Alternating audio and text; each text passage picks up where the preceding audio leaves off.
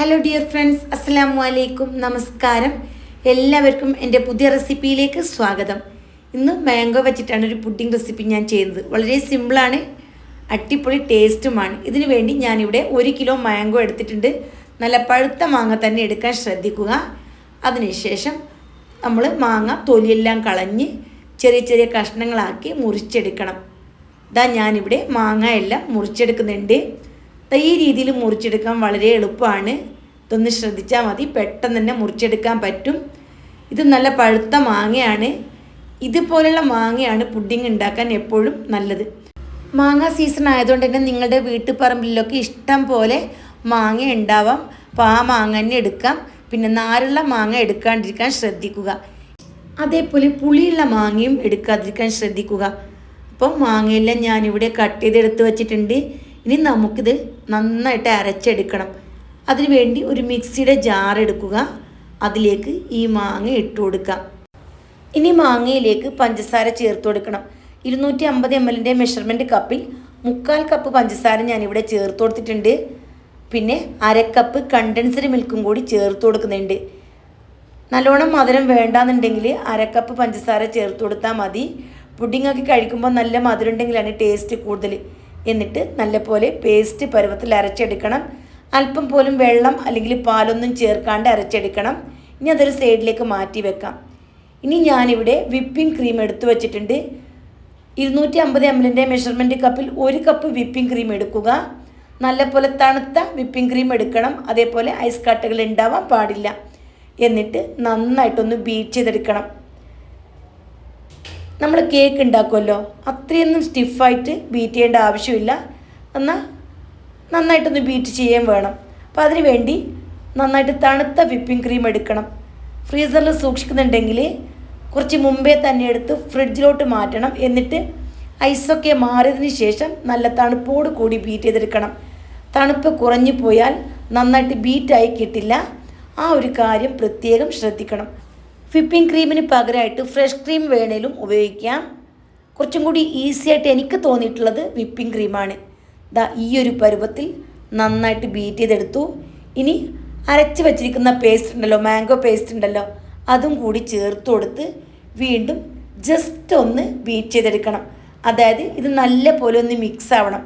അത്രയും മാത്രം ഒന്ന് ബീറ്റ് ചെയ്തെടുത്താൽ മതി. ഗൈസ്, ഇവിടെ ഞാനെല്ലാം നല്ല പോലെ ഒന്ന് ബീറ്റ് ചെയ്തെടുത്ത് വച്ചിട്ടുണ്ട്. ഇനി ഉണ്ടല്ലോ, സ്പാച്ചില വെച്ചിട്ട് നന്നായിട്ടൊന്ന് മിക്സ് ചെയ്തെടുക്കണം. എല്ലാ ഭാഗത്തും മിക്സർ ഇങ്ങനെ നന്നായിട്ട് എത്തിയിട്ടുണ്ടാവില്ല. അതുകൊണ്ട് സ്പാച്ചില വെച്ചിട്ട് നല്ലപോലെ മിക്സാക്കി എടുത്ത് നമുക്കിത് ഉപയോഗിക്കാം. അപ്പോൾ ഇത് റെഡിയായി വന്നിട്ടുണ്ട്. ഇനി നമുക്കിത് എങ്ങനെയാണ് അറേഞ്ച് ചെയ്ത് വെക്കുന്നതെന്ന് നോക്കാം. ഇതിന് മുമ്പായിട്ട് നമുക്ക് കുറച്ച് പാലെടുക്കണം. പാലിലേക്ക് കുറച്ച് കണ്ടൻസ്ഡ് മിൽക്ക് ചേർത്ത് കൊടുക്കണം. കണ്ടൻസ്ഡ് മിൽക്ക് ഇല്ല എങ്കിൽ ഇതിന് പകരമായിട്ട് പഞ്ചസാര ചേർത്താലും കുഴപ്പമൊന്നുമില്ല. കണ്ടൻസ്ഡ് മിൽക്കാകുമ്പോൾ അടിപൊളി ടേസ്റ്റാണ്. എന്നിട്ട് നന്നായിട്ട് മിക്സാക്കി എടുക്കണം. ഞാനിവിടെ 3/4 കപ്പ് പാലാണ് എടുത്തു വച്ചിട്ടുള്ളത്. പിന്നെ ഇതിലേക്ക് വേണ്ടത് ബ്രെഡോ അല്ലെങ്കിൽ കേക്കോ ആണ്. കേക്കാകുമ്പോൾ നല്ല ടേസ്റ്റാണ്. ഇനി കേക്ക് നിങ്ങളുടെ കയ്യിലില്ല എങ്കിൽ ഇതിന് പകരമായിട്ട് ബ്രെഡും ഉപയോഗിക്കാം. നമ്മൾ ഏത് ട്രേയിലാണ് പുഡിംഗ് റെഡിയാക്കുന്നത് ആ ട്രേയിലേക്ക് കേക്ക് പീസ് ഉണ്ടല്ലോ ഇതേപോലെ നിരത്തി വെക്കണം. കേക്കിൽ ഉണ്ടാക്കി നോക്കിയാൽ നിങ്ങൾക്ക് ഭയങ്കരമായിട്ട് ഇഷ്ടപ്പെടും. അത്രയും ടേസ്റ്റാണ്. ഇനി ഇതിന് മുകളിലായിട്ട് പാൽ മിക്സ് ഉണ്ടല്ലോ അത് ഒഴിച്ചു കൊടുക്കണം. നന്നായിട്ട് കുതിർന്ന രീതിയിൽ തന്നെ ഒഴിച്ചു കൊടുത്താൽ കഴിക്കാൻ നല്ല സോഫ്റ്റായിട്ട് കിട്ടും. ഇവിടെ കേക്കെല്ലാം നല്ല പോലെ കുതിർന്ന് വന്നിട്ടുണ്ട്. ഇനി ഇതിലേക്ക് മാംഗോ വിപ്പിംഗ് ക്രീം മിക്സ് ഉണ്ടല്ലോ അത് ഒഴിച്ചു കൊടുക്കണം. അത്യാവശ്യം നന്നായിട്ട് തന്നെ ഒഴിച്ചു കൊടുക്കണം. എന്നിട്ട് നന്നായിട്ട് ഒന്ന് നിരത്തി കൊടുക്കണം. വീഡിയോ ശ്രദ്ധിച്ചാൽ മതി. ഒരേപോലെ ലെവലാക്കി എടുക്കണം. ഇനി ഇതിന് മുകളിലായിട്ട് ചോക്ലേറ്റ് ചിപ്സോ അല്ലെങ്കിൽ ചോക്ലേറ്റ് ഗ്രേറ്റ് ചെയ്തതോ അല്ലെങ്കിൽ ചോക്ലേറ്റിൻ്റെ ബിസ്ക്കറ്റ് അത് നിങ്ങൾക്ക് വേണമെന്നുണ്ടെങ്കിൽ മാത്രം ചെയ്ത് കൊടുത്താൽ മതി. അല്ലാന്നുണ്ടെങ്കിൽ നമുക്ക് നട്സ് ഉണ്ടല്ലോ അതും പൊടിച്ചിട്ട് കൊടുക്കാം. കഴിക്കുമ്പോൾ നല്ലൊരു ടേസ്റ്റ് കിട്ടാൻ വേണ്ടിയിട്ട്. ഇനി ഈ ഭാഗം നിങ്ങൾക്ക് ഇഷ്ടമില്ല എന്നുണ്ടെങ്കിൽ സ്കിപ്പ് ചെയ്യാം. വീണ്ടും കേക്ക് വെച്ച് കൊടുക്കണം. കേക്ക് അല്ലെങ്കിൽ ബ്രെഡ് ഏതായാലും കുഴപ്പമില്ല. കേക്കാണ് കുറച്ചും കൂടുതൽ ടേസ്റ്റ് ഉള്ളത്.